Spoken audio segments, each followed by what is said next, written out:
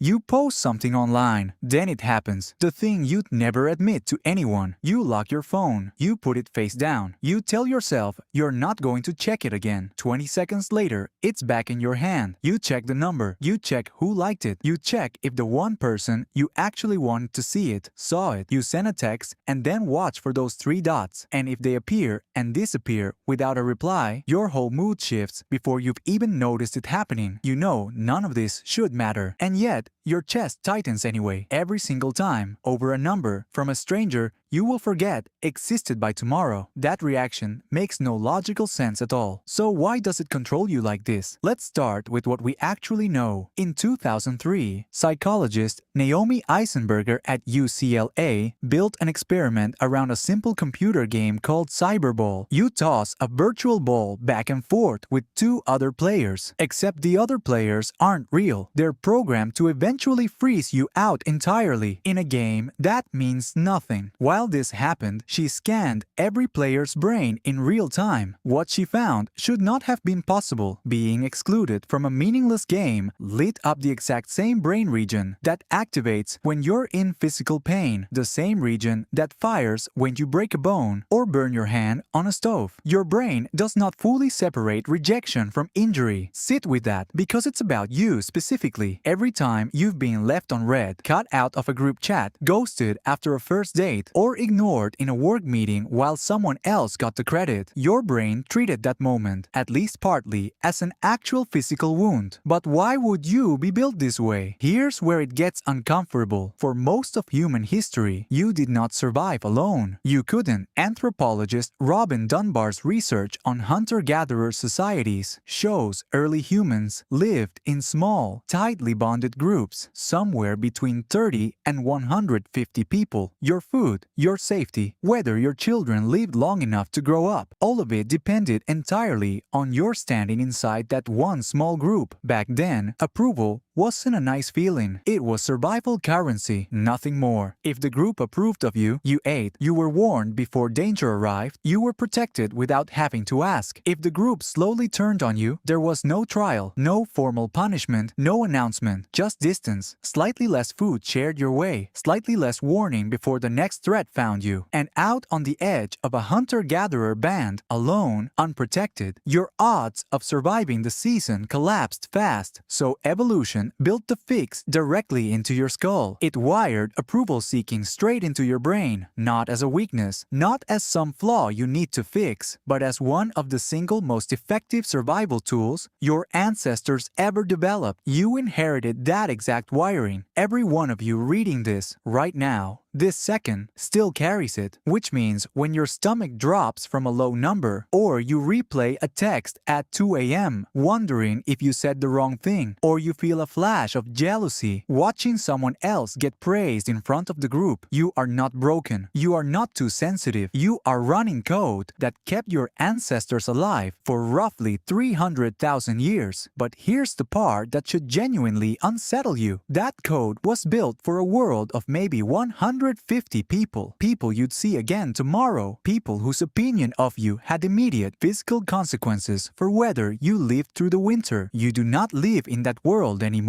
Neuroscientist Matthew Lieberman, also at UCLA, has spent years mapping what he calls the social brain, an enormous share of your neural real estate dedicated almost entirely to tracking relationships, reputation, and belonging. His research suggests this system runs constantly in the background, even in moments when you're convinced you're focused on something else completely. Now take that ancient system, built for a tribe of maybe 150 familiar faces you'd known your whole life, and plug it directly into a world with billions of potential judges, strangers, algorithms, a number updating in real time, visible the exact second you unlock your phone, co-workers you barely know, watching every move you make in a meeting, family group chats where silence after your message feels louder than words. Your ancient brain cannot tell the difference between a tribe member's disapproval and a stranger's downvote from the other side of the planet. It reacts to both exactly the same way, as a threat to your life, which is exactly why one low number